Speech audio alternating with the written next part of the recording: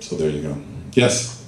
So in one of the reality episodes, they're waiting for you to get to work, and all the guys are in the men's bathroom. Yeah. They're lined up. This is my dad's favorite, so he wanted me to ask you. Yeah. When they start humming, is that ad-libbed, or did you guys script that? No, that was scripted. They're singing the theme song to Hercules. They're humming the thing as they're at the urinal. It's pretty funny. I wish I'd have came up with that. I did come up with a good line on Call the Conqueror, though. There's a line in there where Lightfoot, the actor, comes up to me and says, when Tia Carreras, is this evil, if you haven't seen it, it's a fun movie, and he says, your bride is over 3,000 years old, and I said, she told me she was 19. And I just threw that in there, but they loved it, they kept it in, though. Yes, way in the back. My daughter wants to ask a question. Go for it. How old are you? How old are you? 7, did you say 7? 7, yeah. You have to speak up so everyone can hear you.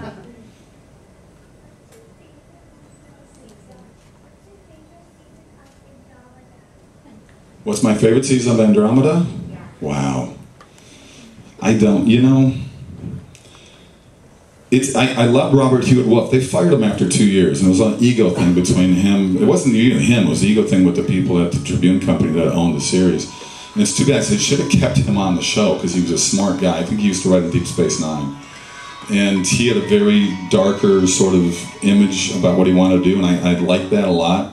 So I got to say, the first 2 seasons that he was there, so it's hard to pick it into, but once again, we had so much fun on that set. Gordon Wilbett, who played Harper on the show, for those who know it, is really the northern bilateral universe of Michael Hurst in the southern hemisphere. They're both the same height, they both have the same, they're like the little Jack Russells around my little, my black lab, I guess, They're bouncing around me all the time. And I always said, if you guys meet in the same hemisphere, the world's going to explode. But Michael Hurst did come up to guest star on the show on Andromeda, which was cool. So nothing did happen, but they're so similar, these guys. And he's one of the few guys I just keep in touch with. It's hard to keep, and people ask that you keep in touch with people. It's hard, because you got life. You know what it's like. I mean, you got high school buddies you never see anymore, too. It's just life. And I keep in touch with Bruce Campbell. I keep in touch with Michael.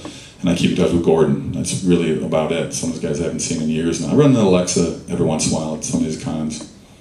I remember Michael Shanks from Stargate came to guest star on the show during the hiatus. About the 3rd day of shooting, I said, something's going on with Michael and Alexa. And then Lisa Ryder said, no way, man, she's in love with Peter. I said, not anymore. I said, not anymore. And sure enough, we found out rather quickly. So they had a couple kids since then. But I said, Peter's gone, trust me. He's out of the picture. Anyway. Yes? What was it like working with Lucy Lawless? Lucy came on and she was in the very first movie we did, the Hercules and the Amazon Women. Roma Downey played the Queen of the Amazons, all 5'2" of her. Lucy's about 5'9", 5'10", so but she's had a couple lines in there, and then she came back and did 2 or 3 other parts over the next 2 seasons before that whole thing happened. We actually had somebody else booked. We had Vanessa Angel, if you know who that is, was supposed to play Xena. She was booked for it, British actress. She was on the series Weird Science. She was on that. What was that movie Woody Harrelson, that Kingpin 10-pin bowling movie? Yeah, remember that? She was the voluptuous blonde in that thing.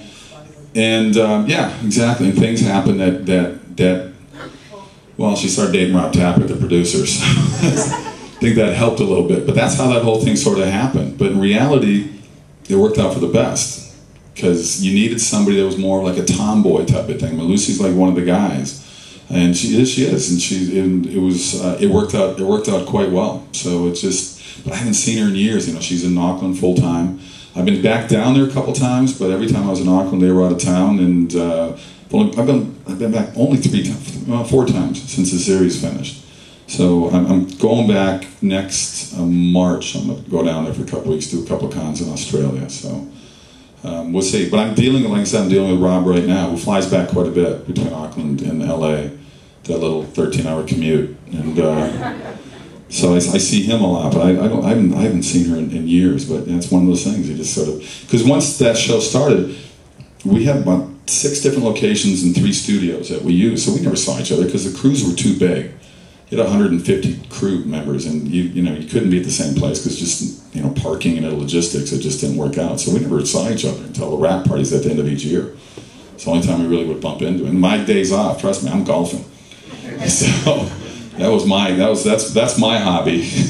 Outside of the kids, I love to golf. I already golfed here, so I went to Thundering Waters, played. It was good. I beat the pro. What? I have done Glen Abbey before. I've played that one before. I was a member at Shaughnessy Country Club in Vancouver, where they've had 2 Canadian Opens while I was living in Vancouver there. So, and I went to a lot of hockey games. I grew up in Minnesota, so I love hockey too. They start pretty young in Minnesota as well. So, but I hated cold weather, so I played basketball instead. Who wins a basketball game, you or Steve Bates?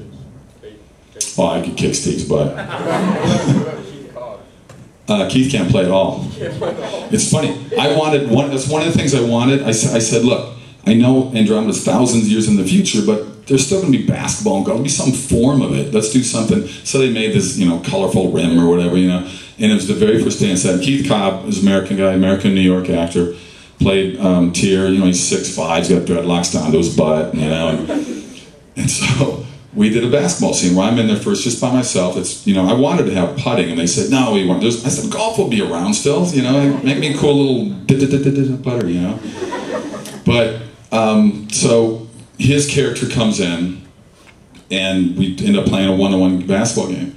And I started laughing, because he's ripped up, he's a big dude, but he's no athletic ability. And he looked at me, he goes, what, because I'm a 6'5", you know, black guy from New York, you think I should play basketball? I went, yes! Pardon my stereotype, but 99% of the time, that's correct. You know? So